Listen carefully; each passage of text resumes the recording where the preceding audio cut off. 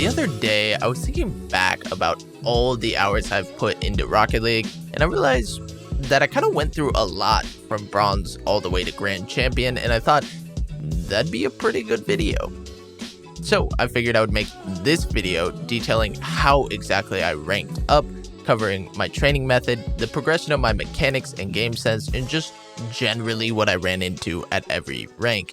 And maybe y'all can take something from it, hopefully. So here is my progression that took 1,500 hours of game time, condensed into 10 minutes. Let's roll on into it. First off, let's cover my juicy training method.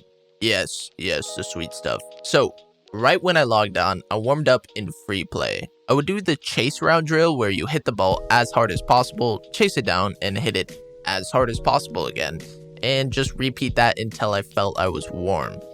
This drill is great, well, because it warms you up for starters, but also because it gives you a lot of different situations and really helps you work on your speed and mechanics. Also, I should probably say that occasionally my free play would just devolve into air dribbles, breezy flicks, or whatever mechanic I thought was cool, so don't take it too seriously. Next, I would hop in a couple of training packs or a workshop map and iron out the old fundamentals. I'm talking about power shots, aerials, shadow defense, wall play. Y'all know what I mean. Just kind of the boring stuff that is also incredibly important to your game. Highly recommend listening to aggressive EDM while you do it. Really spices up the mood. Oh, also, I will throw a bunch of my favorite training packs in the description. And hey, while you're down there, maybe you hit that subscribe button for me so that I could spend a bunch of money on things I don't really need. Thank you.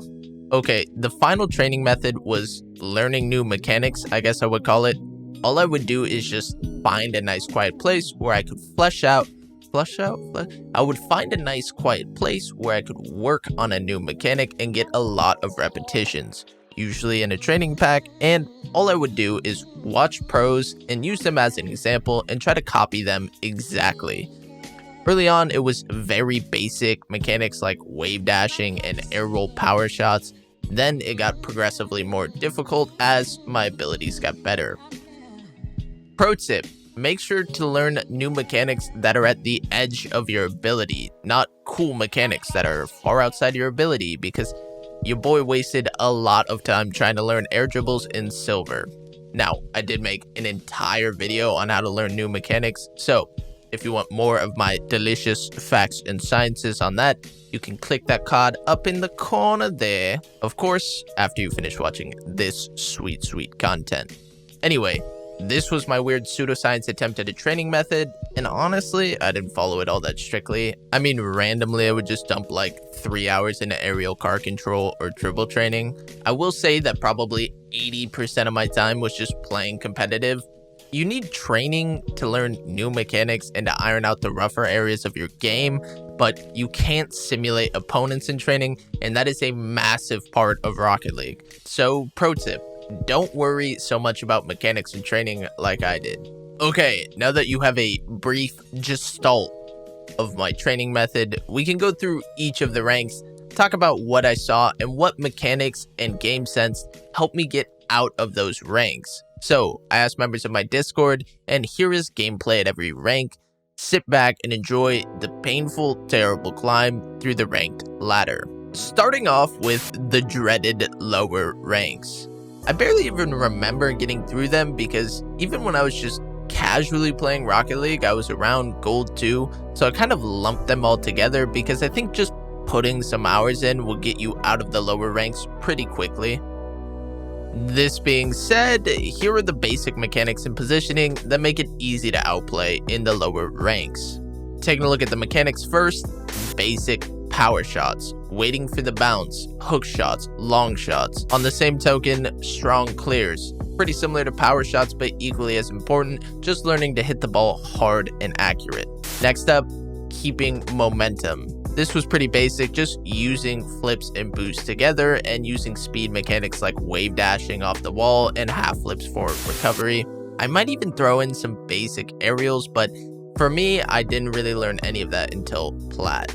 As far as my positioning was concerned, I was just focusing on the basics, not double committing, spacing out from your teammates, far post rotating to give your teammates and yourself clean looks at the ball. And a big one for me was playing defensive to cover for ball chasing teammates, because a lot of people at the lower ranks don't really have the awareness or the knowledge of how Rocket League is played yet. Essentially, at these lower ranks, you just want to make the safe play and focus on the basics, because it's basically a mosh pit of 6-year-olds chasing the ball around.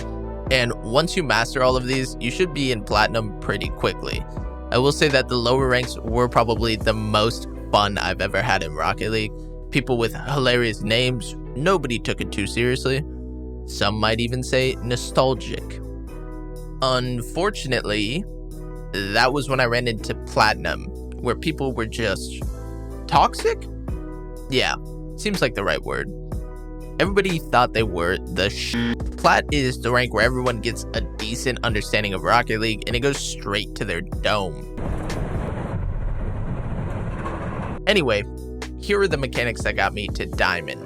The first one was air roll, and not just in my aerial play, but also using it in my power shots to up my power and accuracy. And when I did use it in aerials, it expanded my ability to do a lot more in a lot of situations that previously would have been terrible. Next up, wall play, especially in the corners, and it's a giant part of the game that really changes the dynamic all over the field. It's easier than you think, and reference those training packs in the description. The last one was learning aerials. Stress on the learning aspect. I tried to learn aerials, air dribbles, ceiling shots, just in general, way too much, and it was incredibly frustrating. But hey, now I make like $5 a day on YouTube, and I make Stancher do all the work.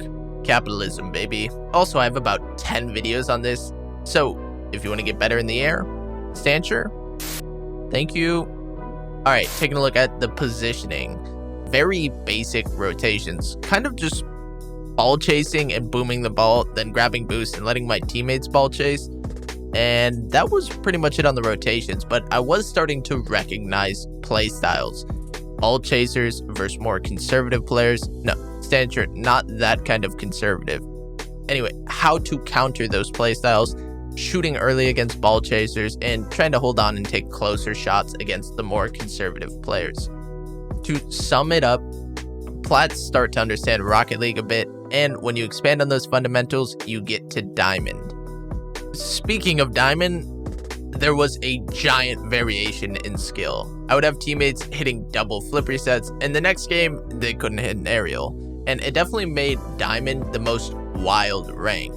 Alright, so which mechanics helped me get to Champ?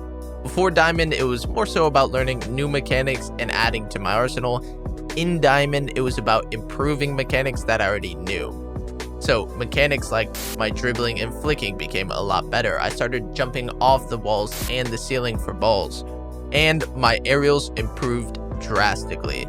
I was faster, more powerful, more accurate. I could hit aerials from a bunch of angles. I could air dribble and ceiling shot, and all that frustrating practice in Platinum really paid off. I recommend referencing my videos and the training packs and just grinding out, because it does take a long time to get comfortable. Okay, as far as my positioning and game sense, it was a little tricky. I was basically doing the same thing as Plat, and it caused me to get hard stuck around Diamond 2, and I could not figure it out for the longest time. I had a giant breakthrough when I started watching and predicting plays. I'd gotten very caught up in trying to play fast and beat players to the ball, but what I should have been doing was watching and predicting plays. I discovered that a huge part of playing fast is being able to predict the ball and position accordingly, not just wave dashing and speed flipping and trying to win the race every time. Once I did that, the game actually became a lot easier, and I shot up to champion fairly quickly because it wasn't my mechanics that were holding me back. So yeah, if Platinum was an understanding of the fundamentals, Diamond was sort of mastering those fundamentals and evening out my game. Which brings us to Champion, and I reached low champ 2, and for the first time in my Rocket League progression, no giant black hole was gaping in my game. Can't believe I just used gaping unironically. I felt like I could do everything I was trying to do, but I still wasn't ranking up. And then I discovered possession play. I realized I was just booming the ball down the field when I didn't need to and hoping for a mistake from the other team.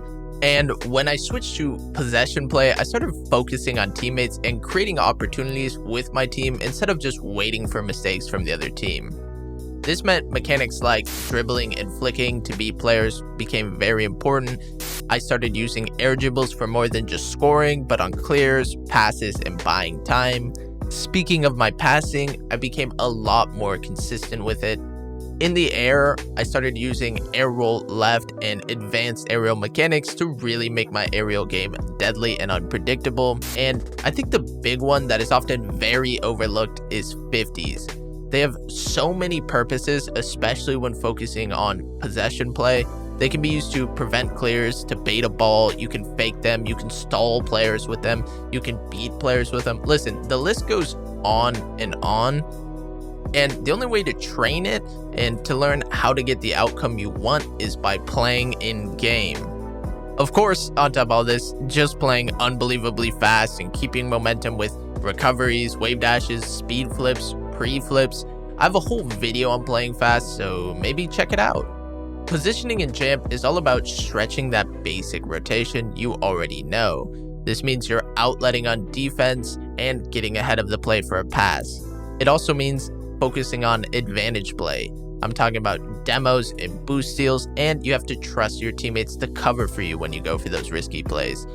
On the other side, you have to support your teammates in their challenges and clean up their 50s or stall for them when they do go for those riskier plays.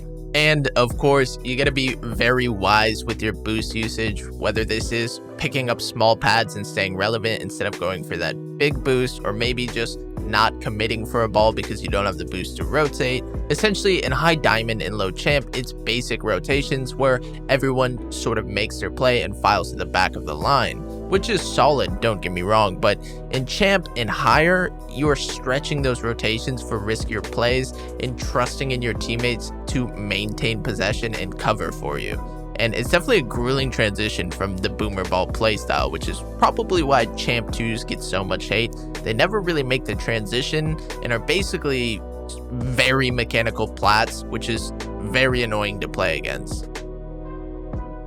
So, at this point, I had barely touched Grand Champion, and from that point on, it's just been a grind to master possession play, getting those plays off faster without any mistakes, pushing your advantage with those team plays. There are so many gray areas when you get to the higher ranks.